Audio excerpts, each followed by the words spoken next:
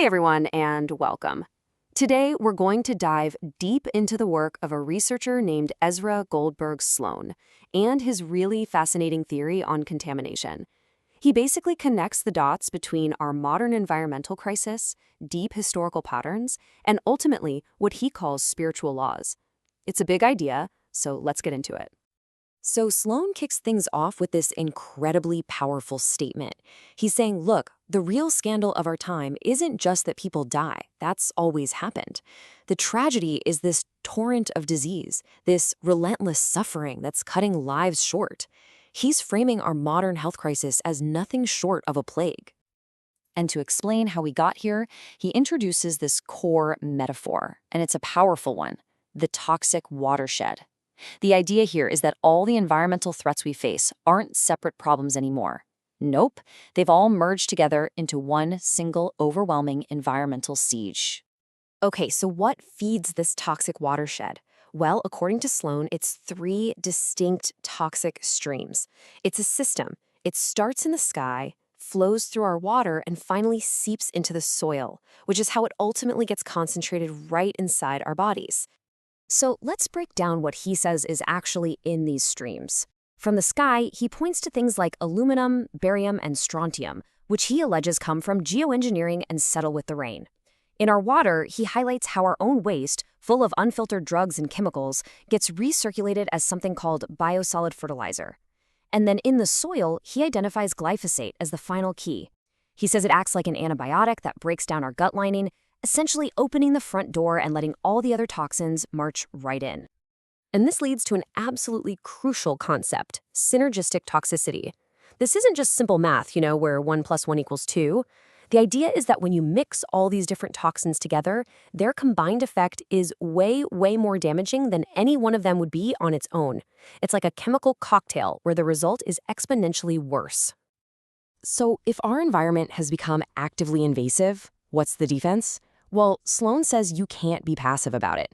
He argues for a whole set of aggressive physical countermeasures to actually fight back.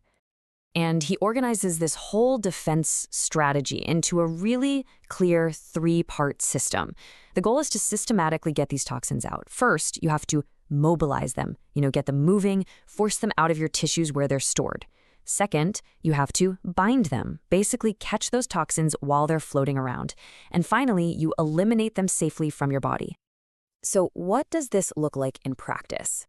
Well, here are some of the specific tactics he recommends. For your water, use systems like reverse osmosis or distillation. For food, he talks about food sovereignty, which means either growing your own or really knowing your local farmer.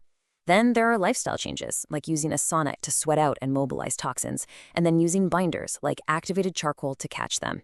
And for your diet, he suggests fermented foods to help seal your gut, and foods rich in silica to specifically grab onto aluminum. Now, Sloan also argues that because our soil is so depleted, we have to strategically supplement with what he calls mineral antagonists. These are basically good minerals that directly compete with specific toxins. For example, he says boron can actually displace aluminum in your bones, and that selenium acts like a magnet for heavy metals like mercury. Okay, so we've covered the physical threats and the physical defenses. But right here, Sloan poses a question that completely pivots his entire argument, and it's a big one. What if the battle isn't just physical? And that question leads us to the final and really the most foundational layer of his work, this idea of an ultimate supernatural defense that's rooted in what he calls a higher divine law. To make this point, he draws this really sharp contrast between ancient sanitation practices. He compares the ancient Israelite laws, which commanded people to bury waste outside their living areas, with the open sewage systems common in the Roman Empire. He frames these biblical laws not just as religious quirks, but as incredibly practical, advanced public health measures designed to prevent disease. This all builds to what he calls the fundamental law of contamination. And it's a simple principle we see everywhere in the natural world, right? A clean object touches an unclean one, and the clean object becomes unclean. Order moves toward disorder. Purity gets corrupted by filth. That's just the default state of things. But then, Sloan presents the great reversal of this law. He points to the story of Jesus touching a leper. Now, according to natural law, Jesus should have become unclean. But something impossible happens.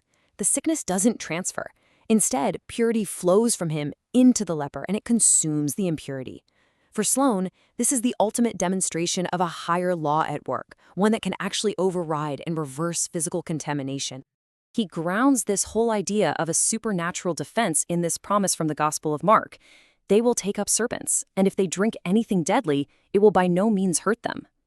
Sloan interprets this as the basis for a believer's spiritual immunity, a kind of supernatural protection in a world that has become physically toxic. And so, Sloan's work leaves us with this one, final, provocative question that ties everything together. In a world that seems contaminated on every level, both physically and spiritually, where does the real battle for purity truly lie?